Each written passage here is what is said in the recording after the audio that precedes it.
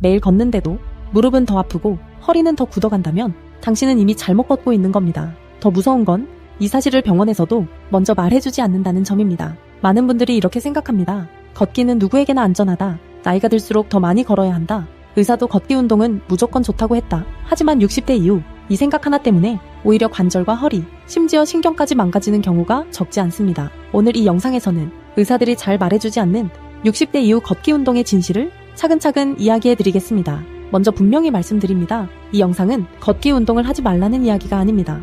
문제는 걷기가 아니라 내 몸 상태를 무시한 채 계속 걷는 습관입니다. 60대 이후 몸은 분명히 달라집니다. 하지만 많은 분들은 몸이 바뀌었다는 사실보다 예전 기억을 더 믿습니다. 50대까지 괜찮았던 습관, 젊을 때 문제 없었던 운동량, 그 기준을 그대로 60대, 70대까지 가져옵니다. 문제는 몸의 구조 자체가 이미 달라졌다는 점입니다. 나이가 들면 관절을 보호해주던 연골은 얇아지고 근육량은 줄어들고 균형을 잡아주는 신경 반응 속도도 느려집니다. 겉으로는 멀쩡해 보여도 몸 안에서는 이미 충격을 버티는 구조가 약해진 상태입니다. 이 상태에서 하루 만보를 목표로 속도를 올려 걷기 시작하면 문제는 조용히 시작됩니다. 대부분의 사람들은 걷기 운동으로 인한 문제를 무릎에서 먼저 느낀다고 생각합니다. 하지만 실제로는 문제의 시작은 무릎이 아닙니다. 발과 발목입니다. 발바닥에 아치가 무너지면 충격은 그대로 위로 전달됩니다. 발목이 불안정해지면 보행 전체가 틀어지기 시작합니다. 처음에는 이런 느낌입니다. 오늘따라 무릎이 좀 뻐근하다. 조금 쉬면 괜찮아지겠지. 하지만 이 미세한 불편함이 몇 주 몇 달 반복되면 보행 습관 자체가 바뀝니다. 무릎은 안쪽이나 바깥쪽으로 쏠리고 허리는 대신 힘을 쓰게 됩니다. 그 결과 허리 통증, 좌골신경통, 엉덩이 통증까지 이어질 수 있습니다. 두 번째 문제는 속도입니다. 운동 효과를 보려면 빨리 걸어야 한다고 생각합니다. 하지만 60대 이후에는 이 생각이 가장 위험할 수 있습니다. 보폭을 억지로 넓히고 속도를 올리면 엉덩이 근육이 버티지 못합니다. 그 부담은 고스란히 허리로 전달됩니다. 처음에는 통증이 거의 없습니다. 그저 걷고 나면 허리가 묵직하거나 엉덩이가 뻐근한 정도입니다. 하지만 이 상태가 반복되면 어느 날 갑자기 별일 아닌 동작에도 허리가 삐끗하는 순간이 옵니다. 그때 사람들은 말합니다. 갑자기 다쳤다고. 하지만 사실은 갑작스러운 게 아닙니다.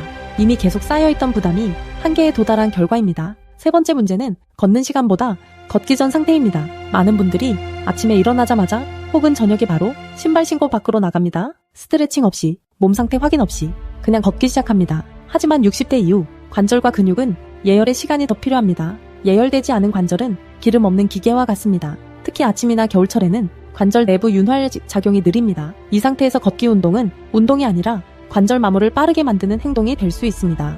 여기서 한 가지 중요한 질문이 생깁니다.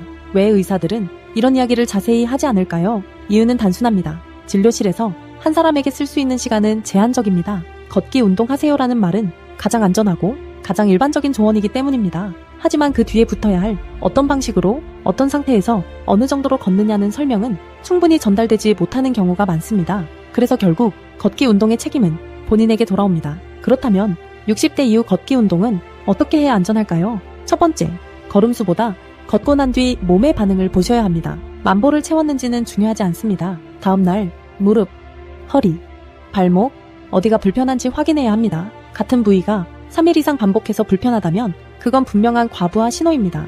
두 번째, 속도보다 안정성입니다. 걷는 동안 옆 사람과 대화가 가능한 속도, 숨이 차지 않는 속도가 60대 이후에는 가장 안전합니다. 세 번째, 신발은 운동의 일부입니다.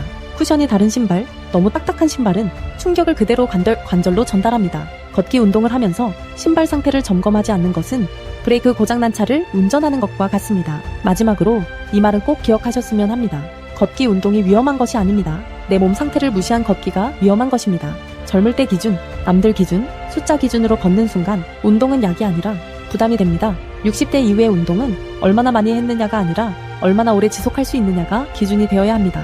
오늘 이 영상을 보신 분들 중 이미 걷기 운동을 하고 계신 분이라면 오늘은 걸음수를 줄이더라도 몸의 반응을 먼저 살펴보시기 바랍니다. 그 작은 점검 하나가 관절과 허리를 지키는 가장 확실한 방법일 수 있습니다. 구독으로 꼭 필요한 정보만 받아보세요.